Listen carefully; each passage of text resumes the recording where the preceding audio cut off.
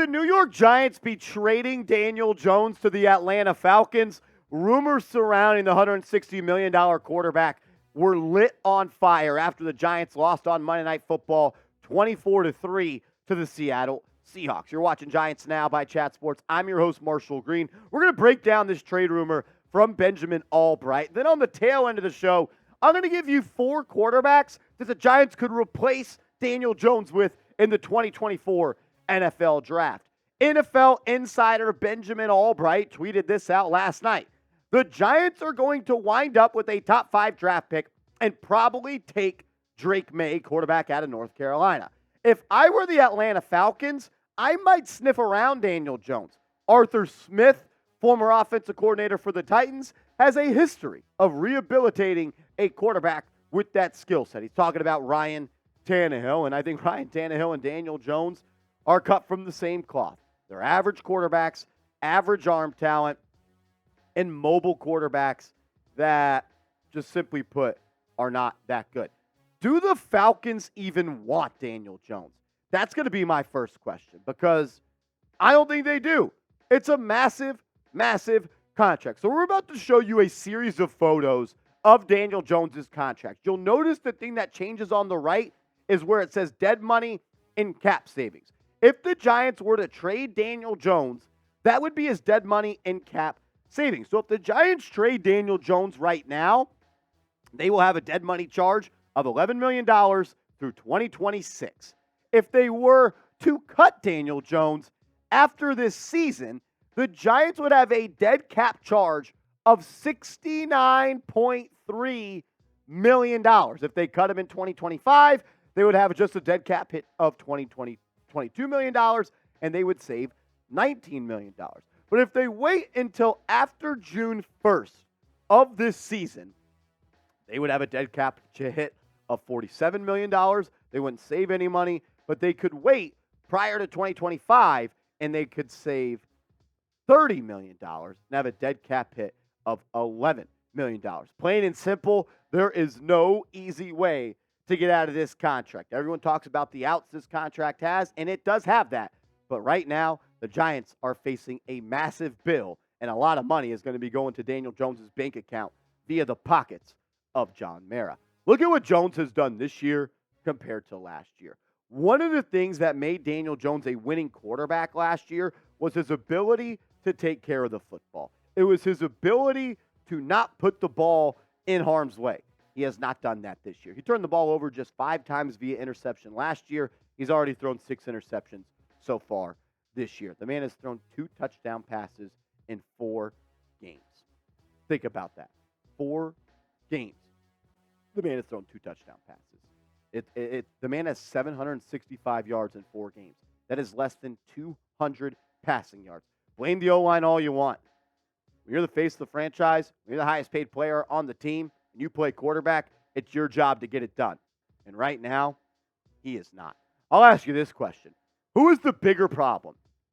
Who is the bigger problem? Is it Daniel Jones? Is it the offensive line? Look, I think, let's just go to this. 2 things can be true. 2 things can be true. It's hard to understand that for some people. But 2 things can be true. The Giants' offensive line stinks, and Daniel Jones is playing bad. He wasn't under pressure on the pick 6. He threw it right to Devin Witherspoon. He wasn't pressured on the interception he threw over the middle to Diggs. He was scared. He didn't have any anticipatory throwing at all going on there. 2 things can be true. The O-line stinks, and Daniel Jones is playing bad. Thing is, when you make $160 million, always going to be on your feet a little bit more. There's no easy outs with this contract. Hope the best case scenario is you can find a way to trade him. If not, he's going to be on this roster next year.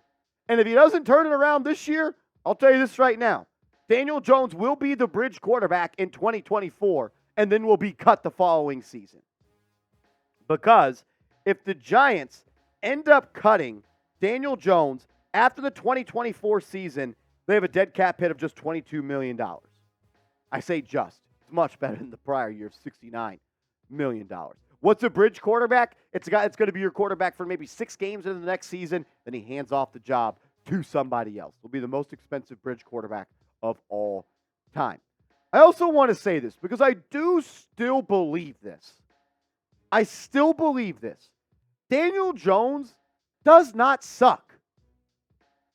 He's just not a franchise quarterback. And there's a huge difference between that. Not sucking is here. Franchise quarterback is here. He's about right here. He's somewhere in the middle. I will call him a bus driver. He can only drive the bus.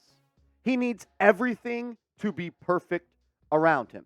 If he doesn't have a perfect pocket, if people aren't running wide open, if he doesn't have the best running back in the NFL, if he doesn't have the best play calling in the NFL, he can be a serviceable quarterback and get you to the playoffs. We saw that last year. Very easy schedule. But he needs everything to be perfect around him. Like it was in that Minnesota Vikings game. He played the worst defensive coordinator in the league. Offensive line looked great. Had Saquon Barkley. Had Isaiah Hodgins. If things are perfect, he can drive the bus. But as soon as a tire goes flat, as soon as the car needs a little bit more gas, I'm not sure he's that guy. It's not just this year, though, that the Giants have been bad. Let's be honest with ourselves and let's admit it. The Giants have been a bad football team for about 10 months now. The last 14 games, the Giants are 4-9-1. The last 14 games, the Giants are 4-9-1. And they have been outscored 382 to 259 in the last 14 games. It's not just a 2023 problem. They were not good at the end of 2022. They got to play the Vikings. Shout out to Ed Donatel. $40 million quarterbacks are supposed to elevate teams.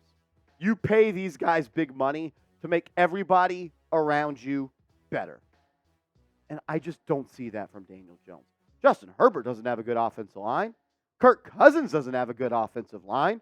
Trevor Lawrence doesn't have a good offensive line. They don't have a problem winning games.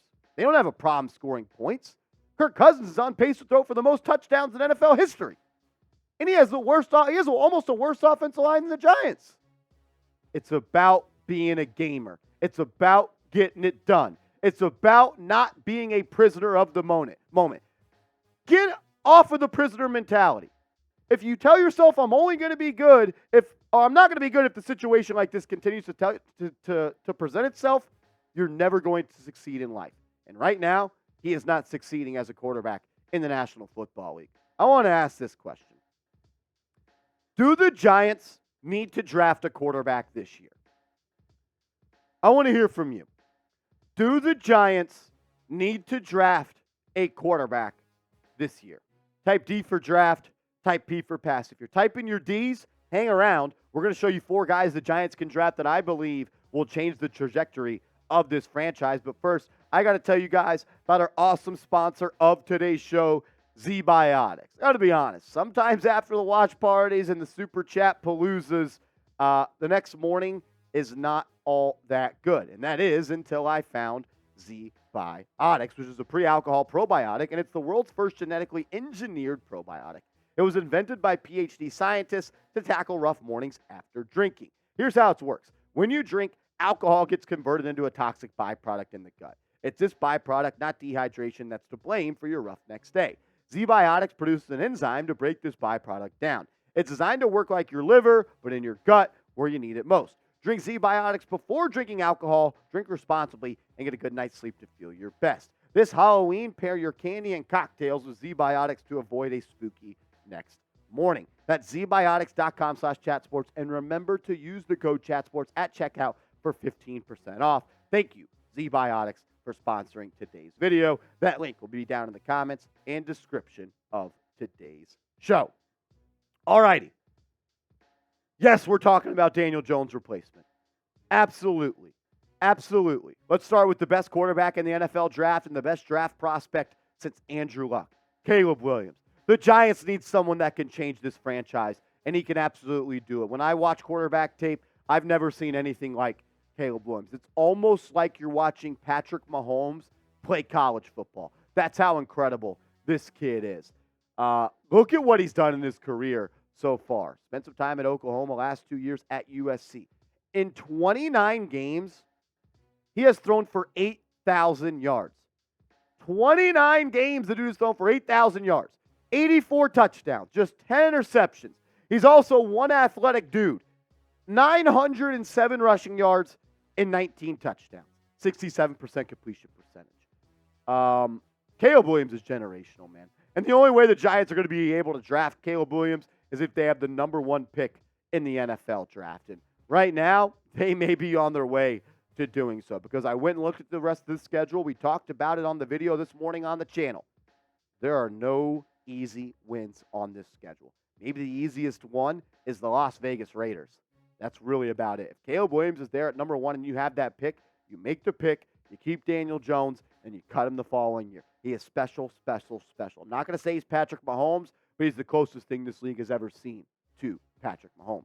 A quarterback that we talked about earlier that Benjamin Albright linked the Giants to. What about Drake May?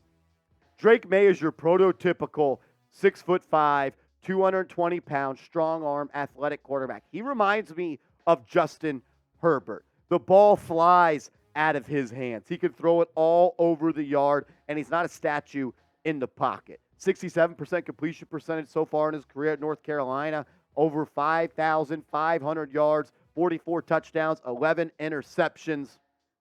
He's a really good quarterback, man. He's someone that I believe in. He's someone that if you go and watch his tape, he's going to show you that he could be a good quarterback in the NFL. And if the Giants are picking top 5, I would love for them to see Drake May as a potential prospect. What about J.J. McCarthy, quarterback for Michigan? I covered J.J. McCarthy in high school when he was at IMG Academy. I got to interview him. Really nice dude. But more importantly, the dude's a heck of a player. And one thing that I like about J.J. is he is a gamer. He's going to battle. He's going to do everything he can to win games. And he showed you this year at Michigan, he looks like one of the best quarterbacks in college football. So far in his career, completing almost 67% of his passes, 37 touchdowns, 10 interceptions. He's a good player. He's someone that I think may need a little time in the NFL to get ready, so it could make some sense to have Daniel Jones with him. But his arm talent is crazy. The ball pops out of his hand. He's an underrated athlete. And I think with a smart coach like Brian Daboll, at least we think he's a smart coach, he can get the absolute most out of the kid. Last quarterback I want to talk about potentially as a Daniel Jones replacement. What about Shedeur Sanders? I know it's been a very limited sample size for him so far at Colorado, but one thing that really, really pops off the tape when I watch Shedeur Sanders is his ability to find completions. He completes 74.8% of his passes. He doesn't put the ball in harm's way all that often.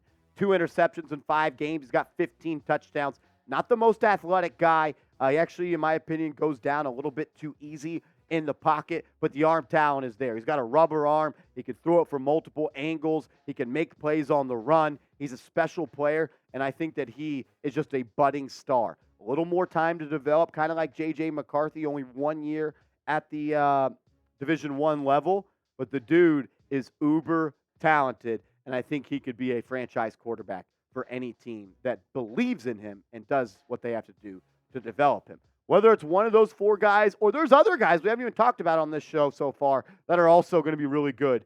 And I'll just say this, the 2024 NFL Draft is loaded with quarterback talent. And if the Giants end up picking in the top 10, there is no way they can leave that draft without a quarterback selected in that top 10. If you end up being picking in the top 10, means your quarterback's not all that good.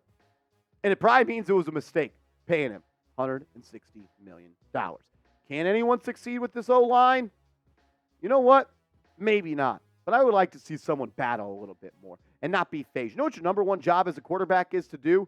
Focus on the play at hand and move on to the next play. Don't let the play that happened last play affect you this play. Daniel Jones does that too often. He sees ghosts. He's not confident. His pocket mobility is terrible. He doesn't make plays outside of the pocket. He doesn't get it done.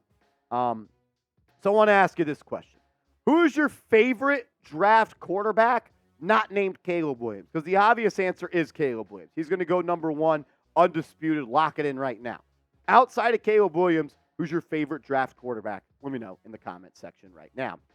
I'm very disappointed in the way this Giants team played, and I want to make it abundantly clear. 2 things can be true. The O-line is bad, and the quarterback is playing bad. You don't have to pick a side here. You could just say yes. They both need to get better. We'll be back later. See you, Big Blue.